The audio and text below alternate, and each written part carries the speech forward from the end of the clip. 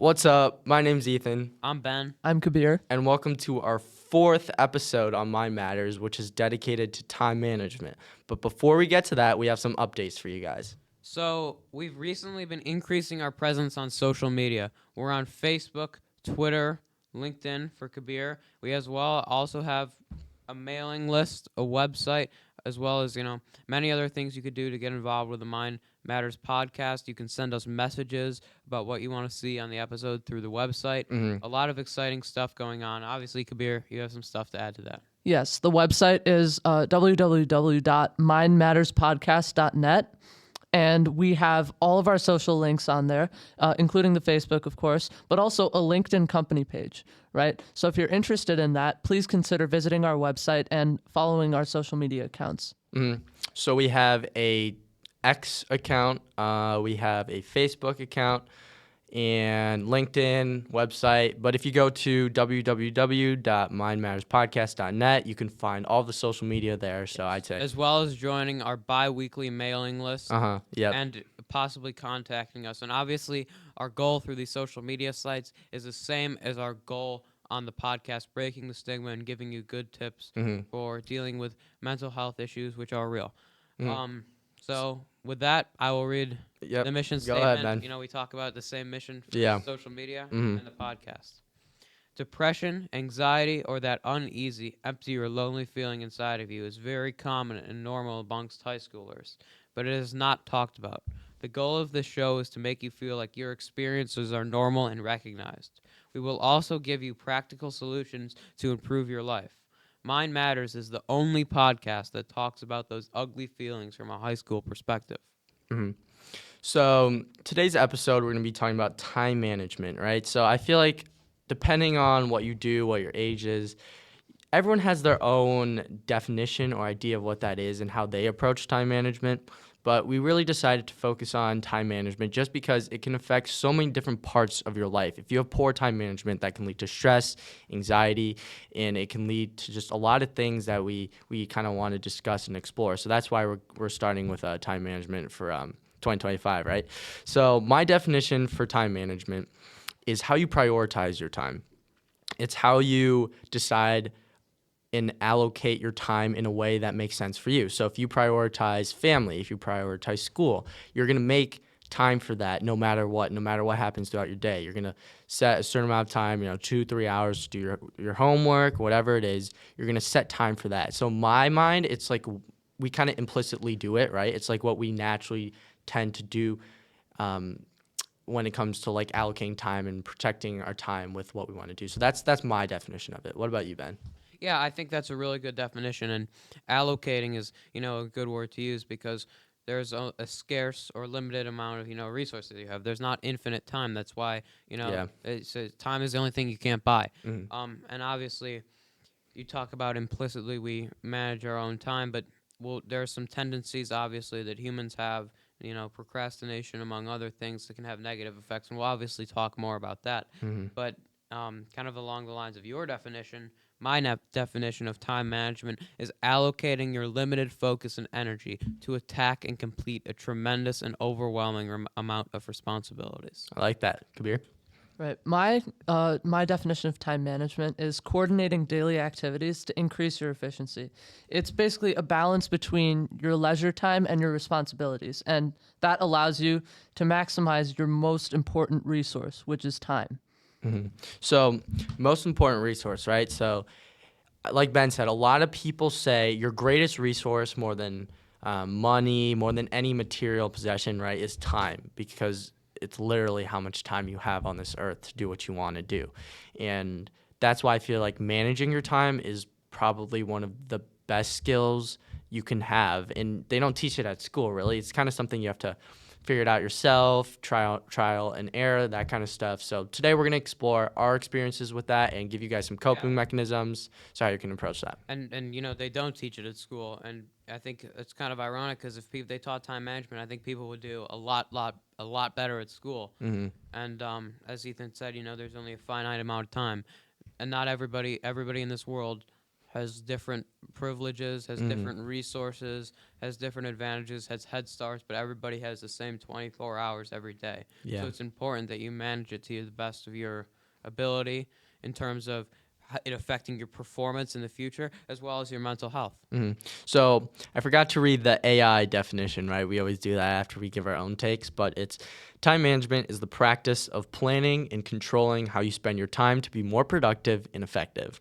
So I like how it says productive, right? You just want to make the most out of your time, right? So that's the first thing I kind of want to explore. So for me, what I kind of struggle with is balancing school and academics and my personal life, right? So I tend to spend during the weekdays a lot of time with school just because of the amount of pressure and anxiety I have because of it, right? All the homework and tests that I have to study for. So I find it really, really hard to be very efficient with that and allow myself to do other things besides that on weekdays. And I know it kind of depends. Some people don't have as much work, but for me, that's something I'm struggling with. So in terms of time management and being productive. So what about you guys? Anything you're like struggling with or need to work on? Yeah. Yeah. So, time management in my life has a lot to do with sleep, right? Sleep is by far the most important thing that my time management habits affect. So on a daily basis, I try to establish routines, right, in terms of when I go to sleep. But of course, some days I manage my time better than others. And on those days of poor time management, often my sleep schedule can get erratic, it can change, and that's kind of a challenge I've been dealing with, similar to how Ethan's been dealing with the balance of his academic and personal life. It's similar to that in that sometimes poor time management impacts your ability to conduct tasks not only related to your academics but also related to your personal life. Yeah, I struggle with honestly time management sometimes. I don't know about procrastinating, but I think I don't allocate enough time to certain activities, not because I don't want to, but because I overspend time on activities that don't matter as much. If that makes Yeah, sense. that's a good I don't point. know if I'm articulating it very well, but I'll spend much more time than I need to on like a little kind of minute like assignment or responsibility that I Right, have that's so over true. obsessing or Yeah. like being a perfectionist about it, that for the bigger kind of assignments I don't have enough time. Yeah. And I struggle with that a lot So I on a think day-to-day basis. that's prioritizing, right? So Yeah, you it's have different. prioritizing. Sometimes you may struggle I'm to. bad at prioritizing, yeah. Yeah, so I think that's very, very essential into time management. And I think for me, right, this is a very hard episode because, on this podcast, we like to talk about things that we have a lot of skills in and want to reflect that. But this is something I'm really struggling with right now because, second semester just started. I'm actually going to be going into my baseball season, AP tests in May, all this work to do. I'm very stressed, right? And this leads to me just hyper focusing, like Ben said, on school I just dedicate everything, my time, my energy towards school and academics, and it's soon to be baseball too. And I don't leave time for things that I should, like spending time with my family, my friends, as much as I'd like to. So yeah, I just want to admit real quickly that this is something I'm really struggling with, but I do have some coping mechanisms I'm working on that I'll definitely share later. So in terms of what we see in other people's lives, right, what I kind of see the trend to be amongst my friends, amongst my classmates, is, again, very poor time management. So in my radio class, we do sleep public service announcements where we go interview different teachers in the school about why kids don't get enough sleep. And every single time they say poor time management. And I know a lot of kids personally who don't have a lot of work, probably like 1 or 2 hours of work, right? But if you look at their screen time, what they do when they get home, they're not maximizing that time and just doing the homework at a good time and not 1 a.m. because they procrastinated, right? Like Kabir said, or they're just not prioritizing it. And it's just very poor time management that can affect your sleep, your social life, a ton of different things. So that's kind of how I see it in other people's lives. What about you guys?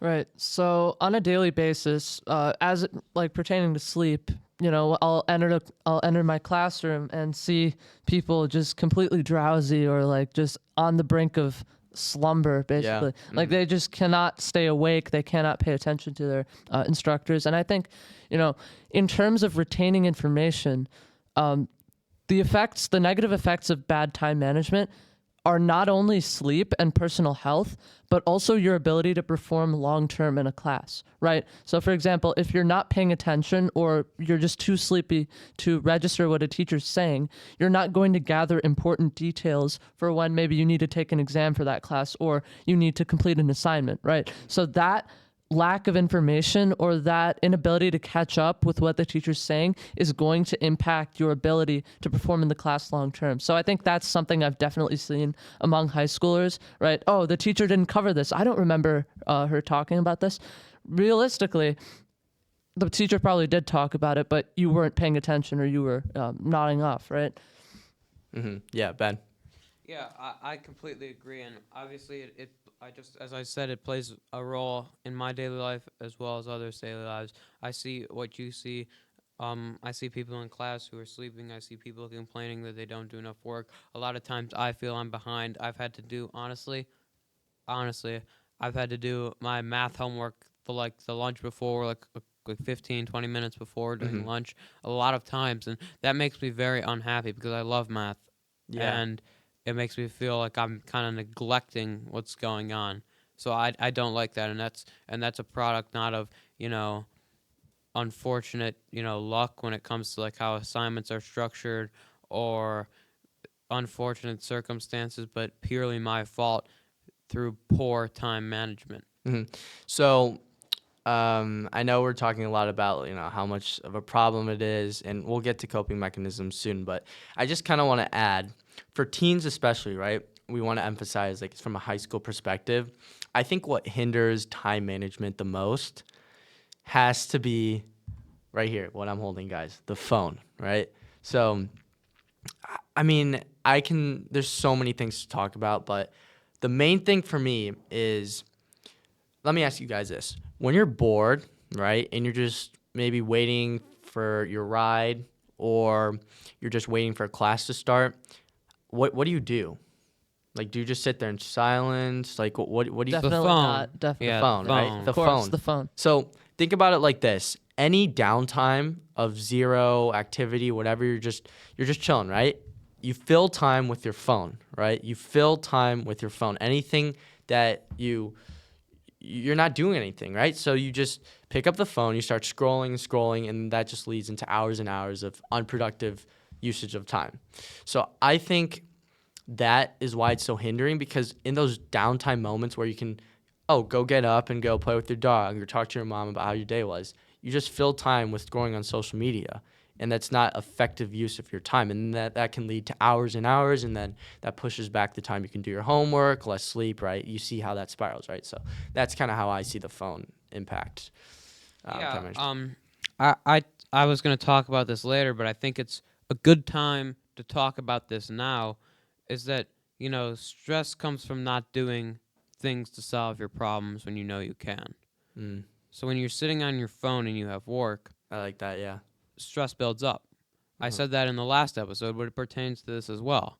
And when we feel stress, we want to get rid of that stress. Mhm. And we're stressed about the work, so we keep on putting off the work, and the stress keeps building up and building up and building up.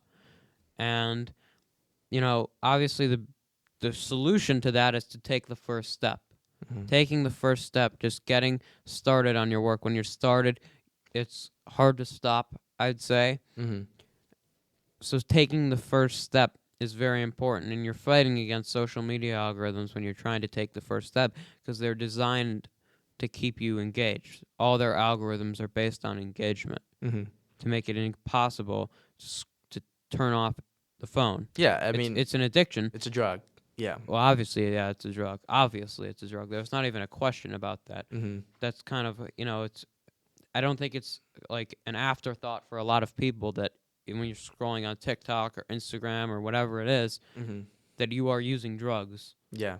It's what it is. I just want to emphasize that it's okay to be bored. It's okay to just sit down on a bench while you're waiting in the cold for your ride to come, and just sit there and just look at the sky, right? You don't have to always be on your phone to fill in time, because that's not effective use of your time unless you're doing something productive.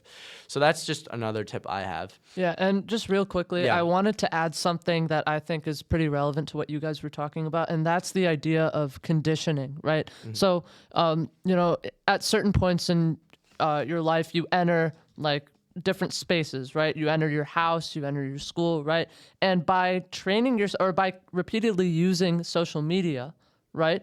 You are training your mind to associate a phone with those areas, which in turn can make it more difficult for you to kind of escape from that addiction cycle when it becomes necessary to leave your phone and start working, right? So by training your mind, like subconsciously, to associate the phone with certain places in your life, you are indirectly enabling yourself to procrastinate even further. And I think that's something we all need to consciously work on. Diverting ourselves and also preventing certain spaces from being associated with phone use or procrastination. For sure. So I kind of just want to wrap up this first segment, just kind of exploring what the problem is, and then we'll get into our coping mechanisms, like I said. But one more thing that I want to add is what Ben said, right? The main reason why people are stressed is because they aren't doing something they know they should be doing. And that's not good time management, right? So if the first step, the first half of approaching the problem is understanding that you're not doing what you're supposed to be doing. You're using time ineffectively. But acting on it, that's actually probably more than half of it. That's probably like majority of it, because that's hard. It's hard to break that loop. So we're going to get into that right now. So in terms of coping mechanisms, right? We have a ton brainstormed this. I have a ton, but who wants to start us off of like how we kind of approach? Yeah, I think obviously I talked about taking the first step, right? And we're going to talk about a lot of strategies. But I said this in the stress episode too, but we see a lot of recurring themes when it comes to mental health and, dealing with these issues. My strategy is just say to yourself, convince yourself, almost trick yourself, and say, I'm just going to do this work for 5 minutes. I'm going to start this English reading for 5 minutes, and then I'm done. I like after that, yeah. 5 minutes, you're like, might as well go for another 5. And it just kind of just keeps on going. You want to break the cycle and create like a snowball rolling down the Yes, hill. yes. Yes, That's gaining good. momentum. Gaining momentum, exactly. Mhm. And you're creating a cycle that's positive, and instead of a cycle like social media that's negative. And when you take breaks, like some people say 5 minutes, take a break, 5 minutes, take a break. During the breaks, the worst thing you can do is go on social media. They're trying to pull you back in. I said you're fighting against social media. Yeah. When you're doing work, when you have social media with you and you're trying to do work, you're fighting against it. It's not like it's there to help you. It's not, an accessory to your work. You're fighting against it. And when you take a break on social media, it's poison. Like if you were, it's poison. So if you were like working out, and after the 5 minute break, you were like, I'm gonna eat. You're running, and after the 5 minute, during the 5 minute break, you're like, I'm gonna eat 6 Big Macs And a donut. Yeah. and a donut, and try and continue running. Like it's the dumbest thing ever. Why would you go on social media? My strategy is to literally, after 5 minutes of work, stare at the wall. And I get bored You're staring tricking at the you- wall. yeah, so and you're I like- trick my brain, so and I like, go back to my... maybe the homework is better than staring at the wall. Yeah. So like instead of Exactly. giving her something more engaging, give her something less engaging. I think that's a great coping mechanism for sure. What about you, Kabir? Yeah, for me, especially from a high school perspective, there are 2 things that I'd really like to introduce. One is called the Feynman technique, and the other is just time blocking, right? So for the first one, Feynman technique, a lot of us as students have trouble retaining information over the long term, right? And that can lead to struggles in time management when it comes time to review for tests or even finals or midterms, etc., right? So I think one of the most important ways that you can keep essential concepts in your mind over the long term is to use this Feynman technique, which is active learning by teaching someone else using very simple terms, as if you're talking to a child, right? So I think that when you have to distill information into a size that can be interpreted by even a layman or someone who doesn't understand the subject at all, when you can distill information like that, it shows that you truly have a grasp of the concepts, right? And so they're more likely to stick with you over time. Yeah. And where this really relates to time management is when you have to review for that test, it's going to be much easier. You're going to have to spend much less time going over some of the most simple things from the beginning of your course, right? I think that's one of the most efficient ways a student can maximize their time efficiency. Another thing would be time blocking, which is basically splitting up time after school or when you otherwise don't have other tasks into blocks dedicated to certain specific goals, right? A good tool for that is Google Calendar, of course. But time blocking really consists of 3 steps. First, I think the most important thing is to recognize which tasks you need to complete. Then you have to map out your time by chunking it into specific blocks relevant to certain topics. And then, that involves organizing your priorities, right? And after that, you have to try to stick to that plan, right? One of the most enduring concepts on this show is the idea that discipline always outweighs motivation when it comes to getting things done, right? So over time, building this routine or the schedule in your life where you have certain tasks and certain blocks dedicated to certain things, that will strengthen your ability to concentrate over the long term. And so, motivation is a short-term thing, right? Yeah. You may be encouraged to do something one day, but not the other. But by building a time blocking schedule, you are actively encouraging your mind to take place in a routine which will help you develop over the long term. So I think Kabir just hit on 3 really good ones, right? The studying strategy, I can't pronounce the name, so I'm not going to try. And then time blocking. Try it. Go for it. Feynman? Yeah. Right. There you go. Oh, earlier I said Feynman. Or Feynman. Yeah, okay. We don't have to talk about that. Okay, so yes, the Feynman technique, time blocking, and then discipline. So I'm going to explore time blocking real quick and piggyback off of what Kabir said. For me, how I like to time block is Google Calendar, right? So you can't manage what you don't physically, for me, right? At least I struggle with time management, so I need to kind of take an extra step. So for me, I can't manage my time by just waking up and thinking to myself, okay, let me just make a list in my head. Okay, I'm going to do this and this. I can't do that in my head efficiently, and I need something else to help me. So I use Google Calendar.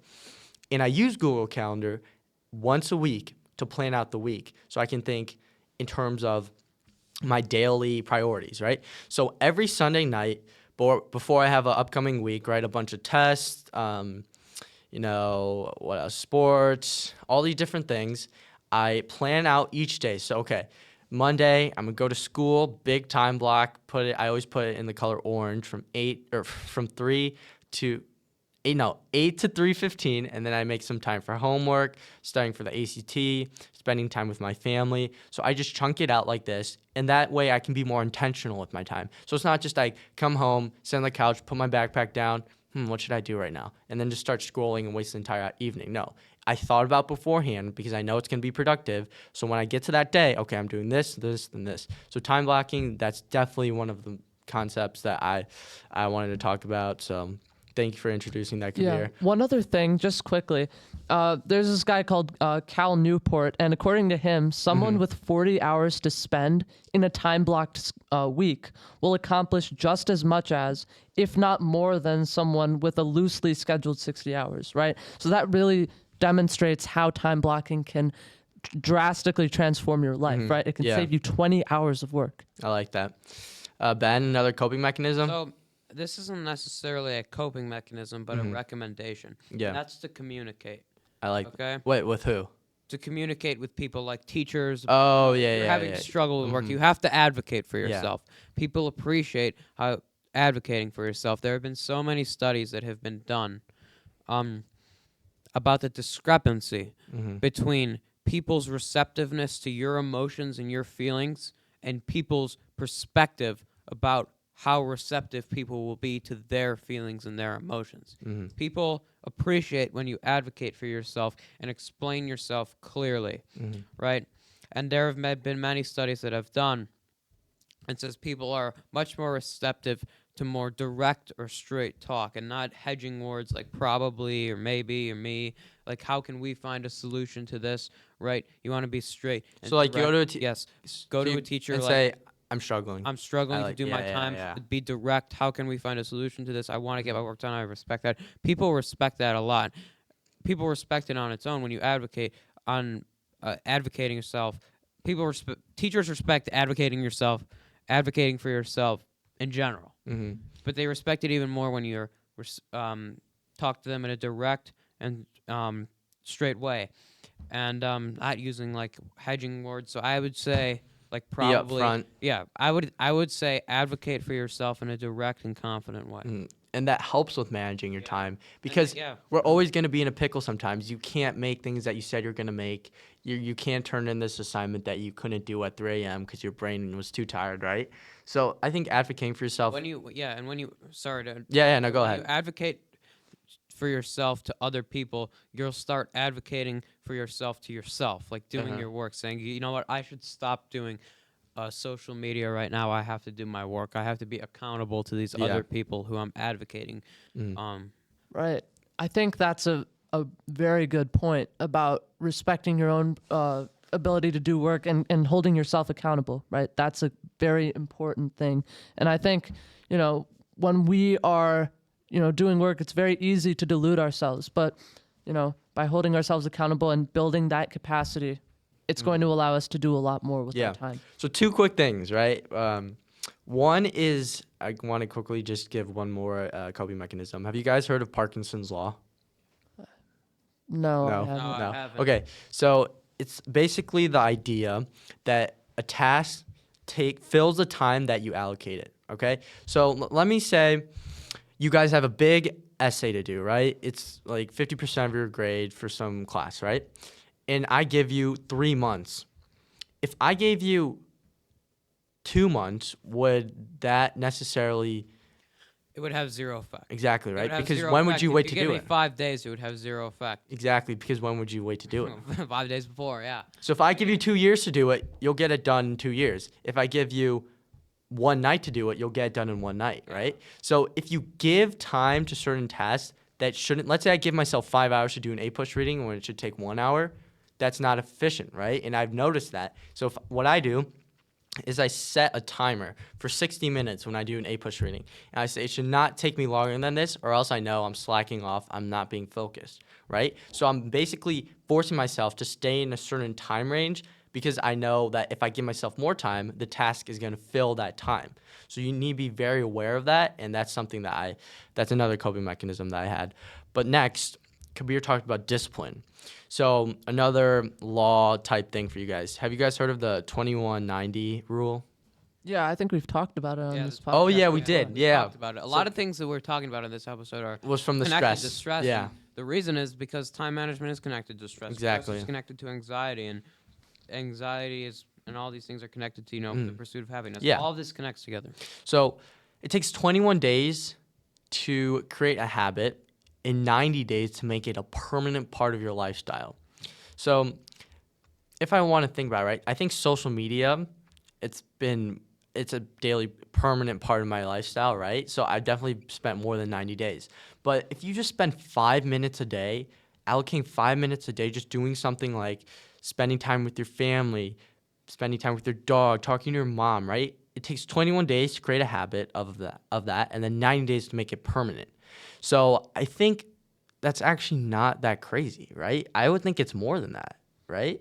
Would you? Expect? Yeah, generally. Like 21 days. I feel like if someone asked me how long do you think it takes for something to be a habit, I'd say at least like 50. I don't know, but that just goes to show you that it's not that daunting of a task, right? If you do it repetitively, it's going to be a part of your lifestyle, and that just goes to show it.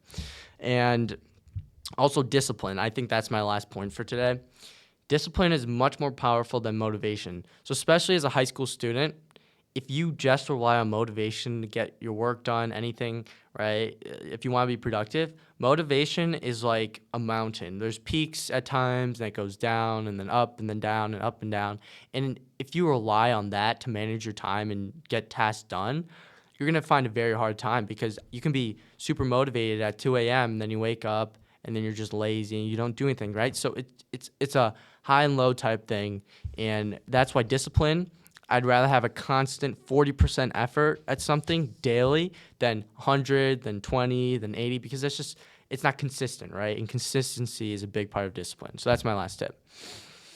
Ben, do you want to talk about common misconceptions real quickly before we wrap up today's episode? Yeah, I think common misconceptions is important because obviously we talk about one of the main things on this episode that we want to do is breaking the stigma, right? We want people to understand that stress, anxiety, and difficulties with time management are not abnormal or things to be ashamed of, but areas for improvement. And if you identify that that you have those problems, you should be in some ways excited, because if you can fix them, the quality of your life will dramatically improve. So I would say a common misconception with time management is that people are lazy. We talk about people being lazy, but people sometimes struggle with social media, which is an addiction. It's like saying this person's struggling with their health because they have an addiction to a certain drug. This person's it's the same thing as saying it's the same type of thing as saying this person is struggling with time management because they have an addiction to social media. It's the same thing, and we want to help those people. Yeah, so like break the stigma of it, right, because and not it is an shame addiction. parents who think their kids are lazy. It's people are not inherently lazy. You're Exactly. not born that way. It's something else. It's time something else. management, It's something you can discipline. fix. It's not Exactly. something to harangue or.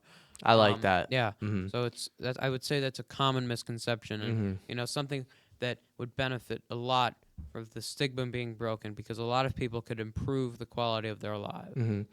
So we're gonna wrap up today's episode with the same thing we always do: the big picture, right? So I'm gonna start off with sharing that your time in high school, it's 4 years. Right now for us, I don't know about you guys, but for me, it kind of felt a long, long time. I feel like I've aged at least 10 years just because of the amount of things that occupy me every single day. But if you think about it, it's 4 years, right? 4 years.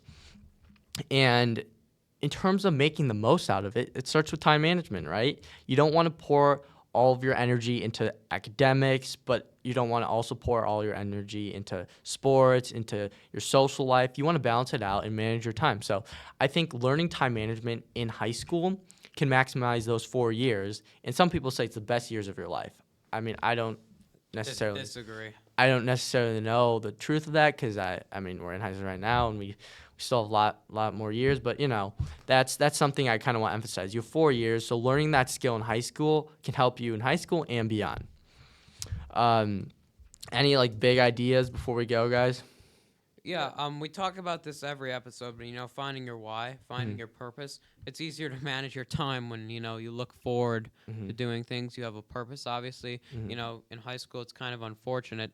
Like if you hate math, or you hate English, or you hate history, you kind of have to do it. Yeah. So it's kind of unfortunate. You kind of have to force yourself to do it. But if you find your purpose, find your why, which we talk about a lot, it makes everything else so much easier, because you are motivated to go do your work. Yeah, and along the lines of that, when we talk about priorities, oftentimes we refer to it in kind of like a day-to-day setting.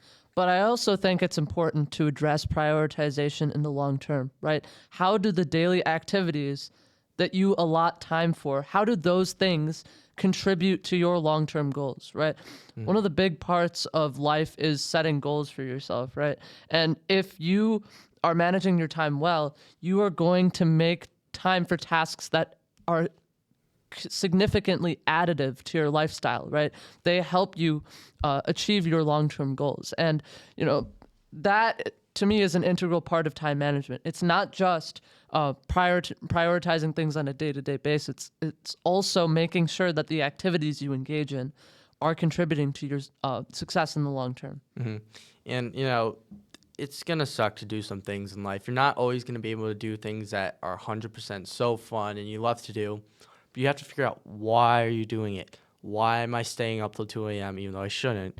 doing a push reading or a laying assignment, right? Why are you doing it? You have to think long term. Oh, because my A push reading is going to help me do well in the class. That's going to help me set up my career and a good school. And you have to think long term in that way and what you want to do with your life, and then how each time block in your life contributes to that. So I think thinking long I term. think it's important also to emphasize when Ethan says that he's not saying like if you do and don't do well on an assignment at AP Lang, it's going to ruin your life.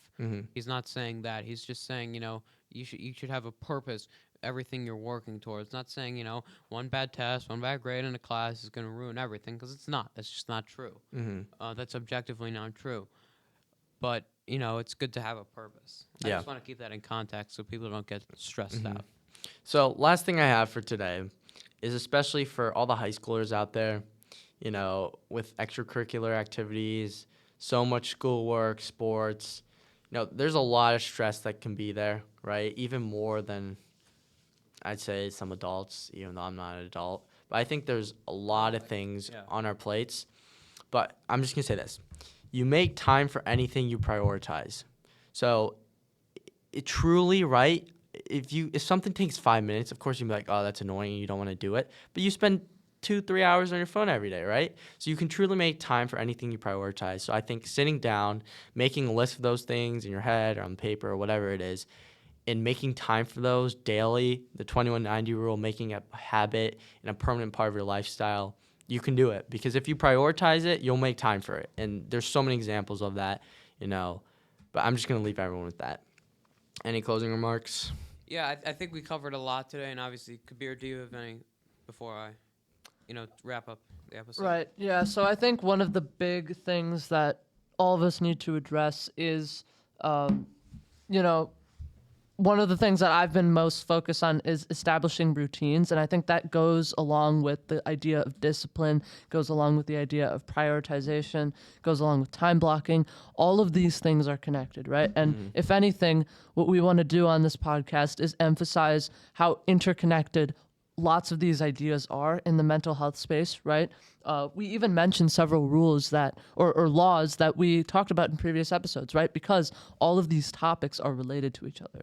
And by optimizing one of them, you are having, that creates, another effect for a similar idea, right? So changing things in your life has far-reaching consequences for lots of things that you do on a day-to-day basis, right? It's not just time management. It's not just stress. All of these things go together.